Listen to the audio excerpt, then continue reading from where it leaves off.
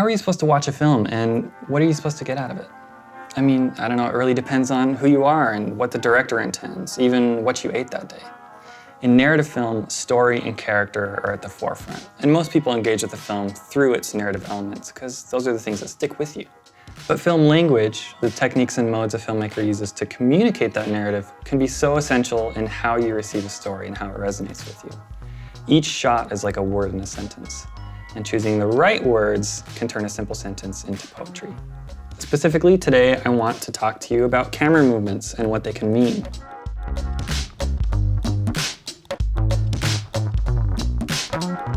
As with everything in filmmaking, this really depends on who's behind the lens, but I wanted to talk about the most common camera movements and how they can be used to enhance the narrative.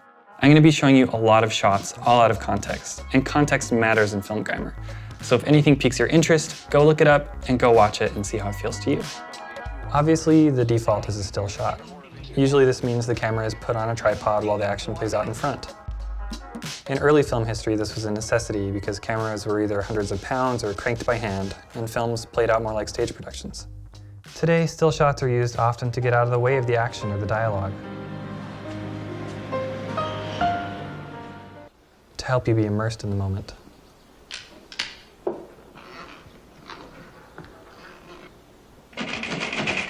As soon as you get used to a still shot, they shake things up. A pan is a lateral pivot, usually to follow action as something moves through the scene. It's also often used when the camera turns from pointing at one thing to pointing at that other thing. That's because the edge of the frame is often the edge of our character's awareness. If it's not on screen, it doesn't exist yet as far as our characters are concerned.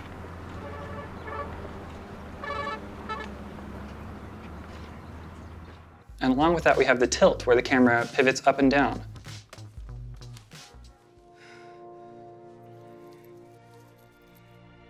Again, this can reveal new information, who shot who, or where something went. And of course, there are any number of combinations already of these two simple movements, because cameras don't just move in 4 directions.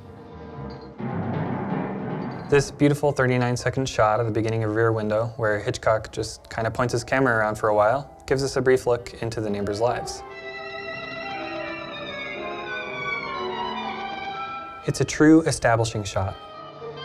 It establishes not only the physical space where we'll be spending the next couple of hours, but also the thematic element of voyeurism central to the movie. And eventually lands on our protagonist's sweaty head, the psychological center of the film's events. A dolly shot is a moving shot where the camera is mounted to a wheeled platform that glides along a track or path. Steven Spielberg is the master of camera movements, especially when it comes to the dolly. When the camera moves toward the subject, that's called a dolly in, or a push. When Spielberg and others push the camera through physical space, it helps orient you. It also calls attention to what the camera is pointing at, an important object or an emotional reaction from our character. You guys got out there. It intensifies the mood and raises the stakes. Say again, please? Houston, we have a problem.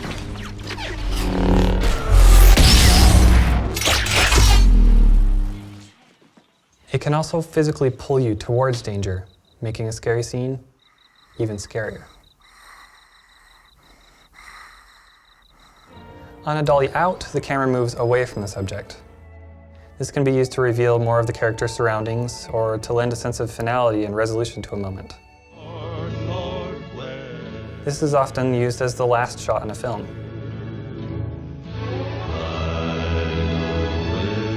A slow dolly away from a solitary character can also emphasize and heighten that character's isolation.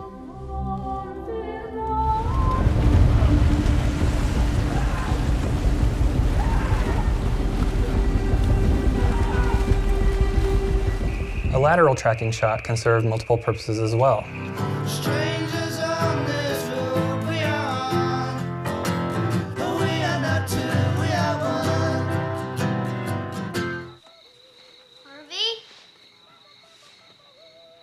It can, again, reveal information that our characters don't know about. I will take you all the way to...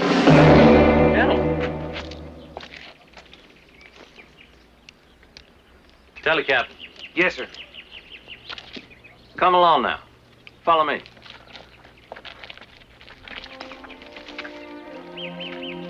It also serves in moving us through space, showing the extent of a busy camp or field of war. Good morning, Chip. It has a kinetic feeling and heightens the energy of the scene. It adds scope and movement to something like a simple conversation. I want to thank you for raising our children, by the way. Okay. A zoom is interesting because it isn't really a camera move at all. It's just a lens changing shape to magnify and compress the image.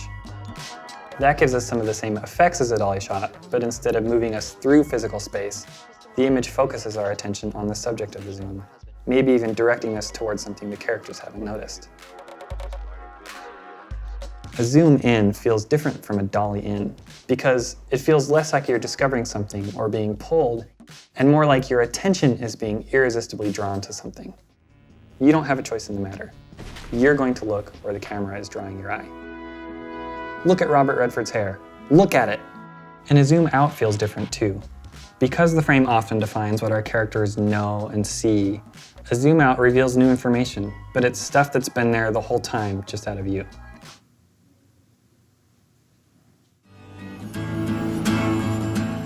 This can be used to show the space our characters are in, to show how alone they are, or how vast their surroundings.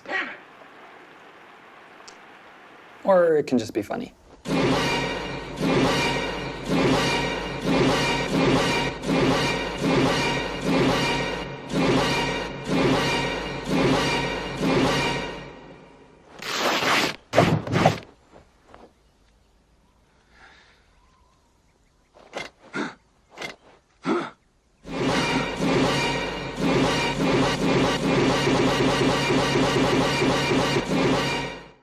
And then we get to mix things up. A dolly zoom is a shot that combines a dolly shot and a zoom lens in opposite directions to create a perspective skewing effect. It's also known as the vertigo effect for good reason. It replicates that feeling you have in a fight or flight moment. It's used as a moment of intense focus or fear.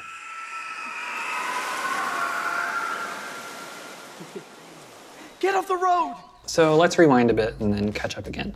It didn't take very long in film history for people to yank the camera off the tripod. A handheld shot, like the name implies, means the camera is being held by the cinematographer or camera operator. Handheld shots can be more intimate, making you feel closer to the action or feel like you're part of a conversation. Where did you last see him and where is he now? You would never find him. Why is that? Even I couldn't find him. He always contacted me out of the blue. When it's intensified, like in an action scene, it can be used to purposely disorient you and suck you in. But it can be overdone. You know, I saw this movie in the front row at the very left of the theater, and I did not enjoy the experience.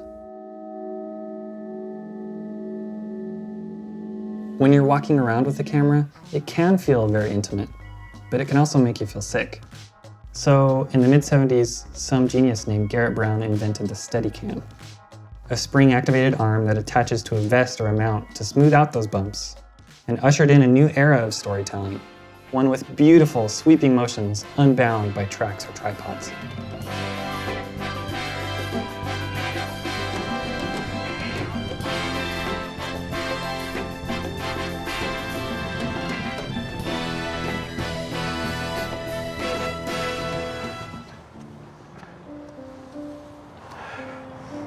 Come on, young man. Just let me catch my breath. Come on. No breaks. We rest at the top.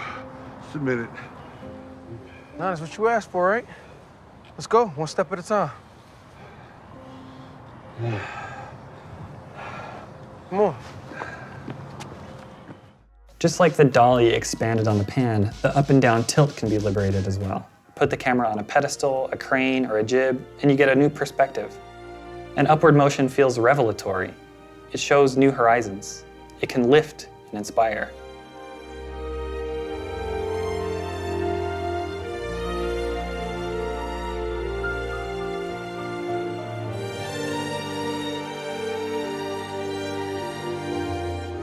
And a downward motion can do the opposite. It can feel oppressive or paranoid. And finally, an aerial shot taken with a helicopter, airplane, or drone frees the perspective from the ground altogether, giving us a bird's eye view of the situation. It can feel sweeping, dramatic, epic. I hate the word epic, but it fits in this. So what's in the future? Who knows? Cameras are so versatile now, they can be mounted anywhere. Planes, trains, automobiles, birds, people, turtles. They can move any direction. They can spin, flip, dive. They can be attached to robotic arms or motion control rigs that let you duplicate characters without the use of green screen. They can be thrown or swung. And any and all of these moves can be combined and adapted to create new, exciting feelings. But what sets a great scene or film apart is the way they use these elements to enhance the story. If the emotion isn't there in the first place, the camera moves are pointless. The best directors know how to use these movements in a way that feels seamless, in a way that is almost unnoticeable. So when you're watching movies, let yourself be drawn in and moved by the film language. And if you're making movies, consider the emotion that can be conveyed while leaving the camera alone. If a shot is a word in a sentence, you want to make sure to choose every word wisely. That way, when you do move the camera, it'll be that much more powerful.